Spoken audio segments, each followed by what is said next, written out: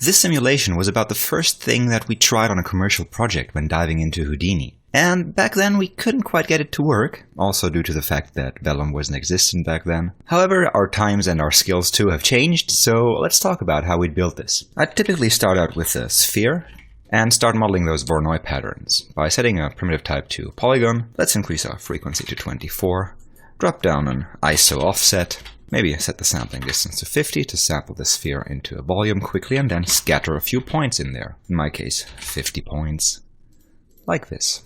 So a few points scattered spherically. Next, let's use the Voronoi fracture to generate those three-dimensional Voronoi cells, just piping in our geometry and our scatter points in here. So you see, we now built those fractured pieces. However, I want to only keep the cells that are completely inside this sphere. So I only want cells that do not contain anything from the outside of the sphere.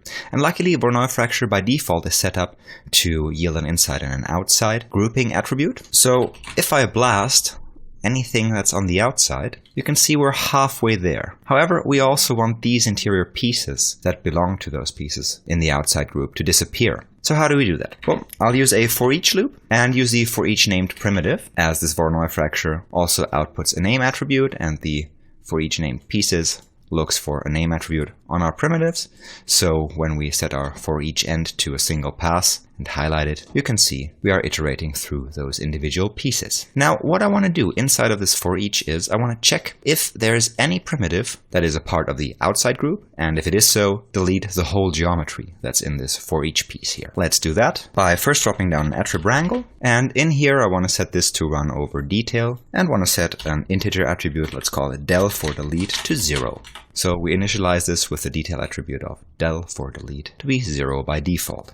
Now I want to drop down a prim wrangle, and in here, only for the pieces that are part of the outside group, set our detail attribute that we just created, del to 1. So if we have any pieces on the outside group here, we'll automatically set our detail attribute on the whole geostream inside of this for each loop to 1. And finally, let's drop down a blast node, and in here, let's blast all primitives if they match this certain del attribute. However, our del attribute is still stored as a detail attribute, so before using the blast, we need to promote that using an attrib promote. So in here, we will promote from detail to primitive attribute our del.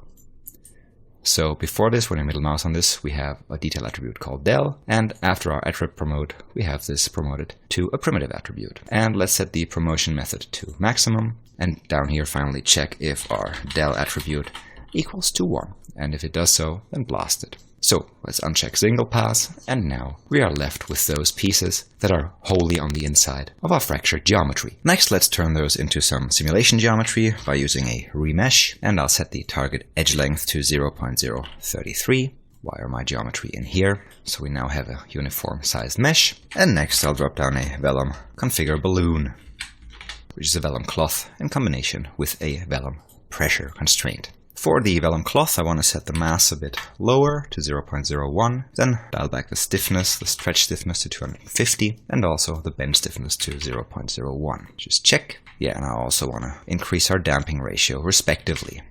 For our vellum pressure constraint, I want to set this stiffness to 6 million, and leave the rest as is. Now, this works without a for each loop, because vellum in this case automatically checks the connectivity of my geometry. However, would that not be the case, here is how I would build a for each loop around that. Again, in this case, I'd use a for each named primitive. Again, the name has already been set by my Voronoi fracture. And I'd just put this in between my for each begin and end like this. And I was struggling a bit with how I would get out both the geo and the constraint stream here. And the easiest method I found is just creating two primitive groups, call one geo and the other one con for constraint, then wire in geometry and constraint geometry respectively, merge both, have this piped out through our for each, and then down here use a split node to split off our geo group with the other group coming out of this slot here. Just attach a null to visualize this one here. And you can see this is our constraint. So that's what I'd do if I wouldn't need to pipe this constrained geometry creation through a for each loop. However, we don't need that, so we can spare a few nodes here. Just delete all of this. And now we could, for a try, drop down a vellum solver, highlight this. Also, let's uncheck the grid here, and in the vellum solver, let's increase our substeps to 3 with 20 constraint iterations maybe, and check our ground plane position, which will move down a bit, like so. So if we simulate this,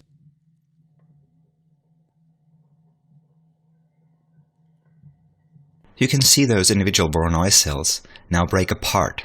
So we have those 5 individual kind of bags moving around here. So I want to stitch those together. I want to glue them together, basically. Which I'll do before piping this in a vellum solver here, using a vellum glue, which I'll wire in between here, highlight this, and you can see we are creating automatically these stitches here, which connect individual pieces of the geometry together. Let's just decrease the maximum search distance, like so, which should result in our objects staying together. Let's resimulate this.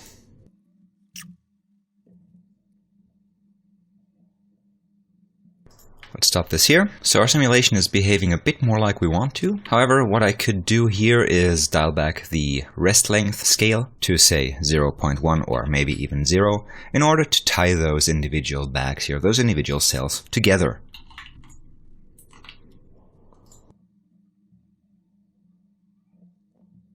Alright, that looks a bit more promising. Next, let's take care of those individual strings attached to the corners of these Voronoi cells. I'll do that up here, where I generated my geometry after the for each loop here. And the first thing I want to do is clean up this geometry a bit, because I will have points like here, where a few points will overlap, resulting in a few areas where I will have overlapping strings. So let's get rid of those areas first here, by dropping down a clean sub, wiring in our geometry in here, and in here make sure to check consolidate points and fix overlaps like this. So I have singular points here now. Now what I want to do for each of those points in my geometry here is I want to check what happens if I create a line in the direction of the normal that I'll generate. So basically what I want to check is if a ray from any of those points that goes outwards will intersect any of this geometry. And if it's going to intersect geometry, I know I cannot span a line there. So let's do that using a point wrangle. I'll wire in my clean geometry in here. First, I will generate a point normal that just points outward radially. So let me highlight this. So v at n equals to the normalized value of this point's position. Like this. So I now have radially outward pointing point normals like this. Next, let's check if a line in the direction of the normal from this given point's position would intersect any of the geometry. Let's do that with the intersect function, and let's just quickly go to its help page. So this one takes as an argument the geometry, 0 in our case, then the origin position, in our case just the point's position v at p, then the direction, which in our case is v at n, which we just generated, and then it'll store any hit point and hit UV in these 2 variables here. So we need to create them. Let's do that in the line before. Both will be vectors, and we do not initialize them. So next we want to check if we actually hit something. So if hits is smaller or equal to 0, so if we hit nothing, then we can create this line. So we want to add a new point.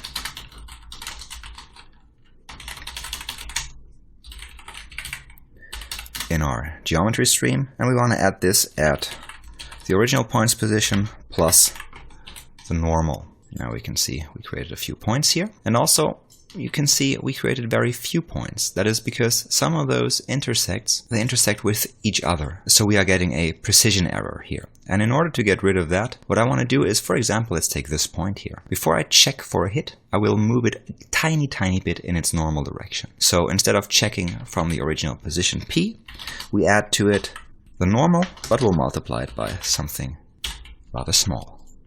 Now we can see we are getting more of those new endpoints. Okay, let's add those points into a line.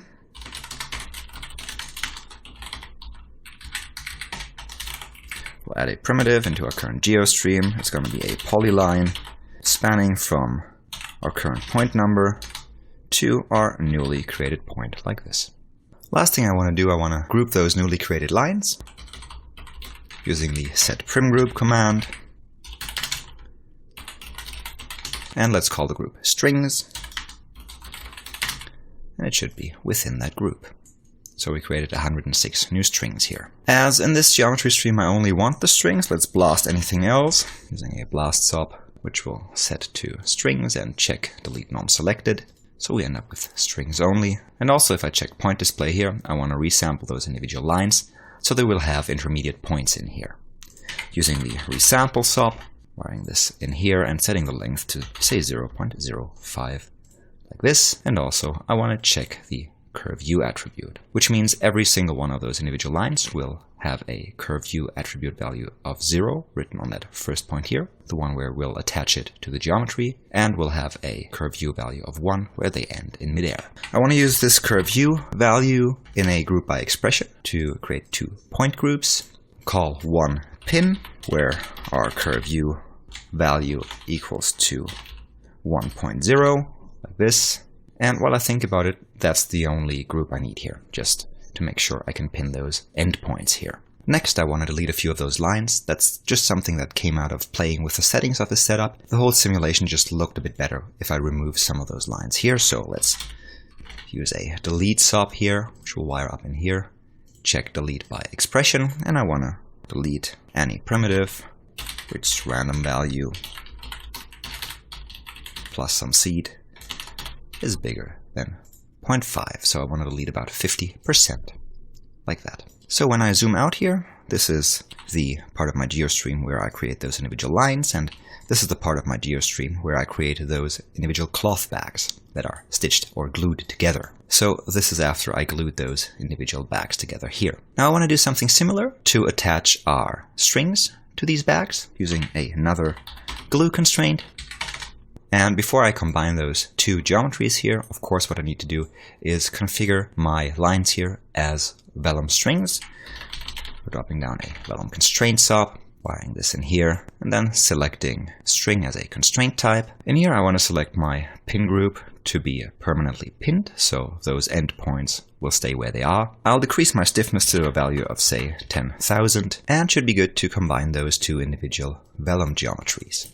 In order to do that, we'll merge both the geo and the constraint streams of this and this, doing the same with the constraint geometry, and then piping this into a second vellum glue constraint, and finally attaching this to our vellum solver.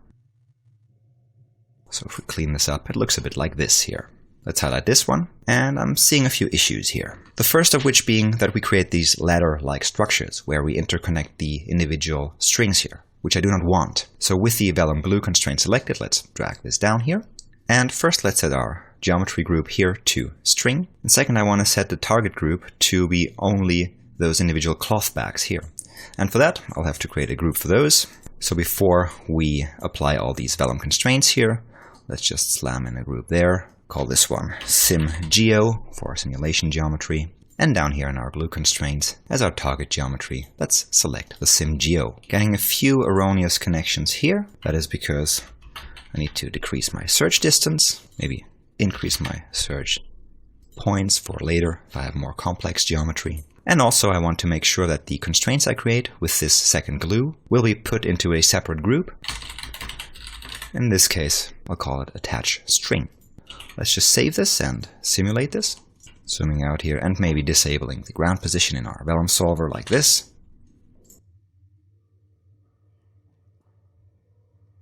And that surely isn't what I want, so let's check what went wrong here.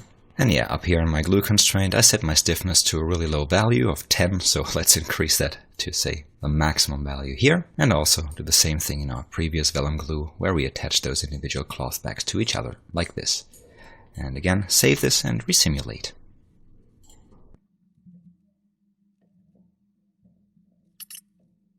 So in my opinion, there are a few things that need a bit of fixing here. On the one hand, yes, of course, you could dial in those cloth and balloon simulations here using the vellum cloth and vellum pressure constraints in here, but that's not necessarily what I'm aiming at. What really annoys me are those areas where the string seemingly is floating in midair and just pulling on this cloth with an invisible connection. And when we drop down a null down here and wire this into our constraint geometry and highlight that, you can see there is a piece of constraint here that keeps the string attached to the cloth. However, it's just not part of our geometry. And yes, you could use a bit of Vex or VOPs to create this piece here, but there is a kind of hackier way which we could use, which goes a bit like this. So we'll use a split node, which we'll attach to our vellum solver, to the main geometry, and we'll use it to split out our strings. Let's just invert the selection. So on this main thing, we are getting our cloth sim, and through the second slot, we should be getting our strings. Also, to our constraint geometry, we will attach a blast node here, highlight this, and in here what I want to do is delete everything but the attached string group. You remember, those were those glue constraints we created up here, which glue the strings to the geometry. So we'll check delete non-selected, which will result in these tiny constraints here. And now what I'll do is merge them with our strings, so we'll be resulting in something like this. And finally fuse and use a polypath on them in order to generate a single primitive per string here, which now includes the last bit which attaches this string to the main geometry, which again we can merge back in from the split here. These are the strings, and if I disable my primitive numbers and create new normals for my simulation geometry here, we can see we have now connected the string here, or these strings in general, to our cloth simulation geometry here. So they are now attached. Let's clean up this node tree a bit. Something like this. Alright, a few further tweaks I did. On my strings here, on the string constraint, I set my rest length scale for the stretch to 0.6, so they pull a bit like rubber bands. On my vellum pressure, I set the rest length scale to 2, so they will inflate a bit. And that's about it, I think. So again, let's save this and resimulate.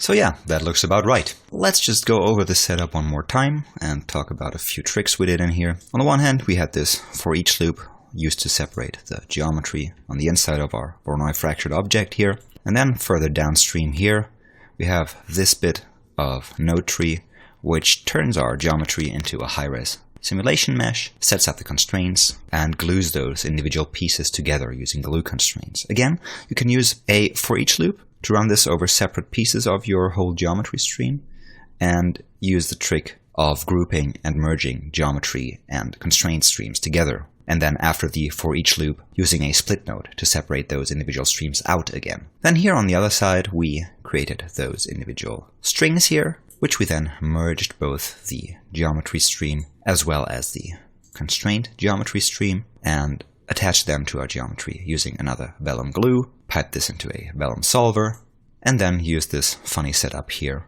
to add back those last pieces of constraint geometry into our string geometry to properly connect our strings to our cloth geo here, which will then finally merge together again, resulting in this simulated geometry.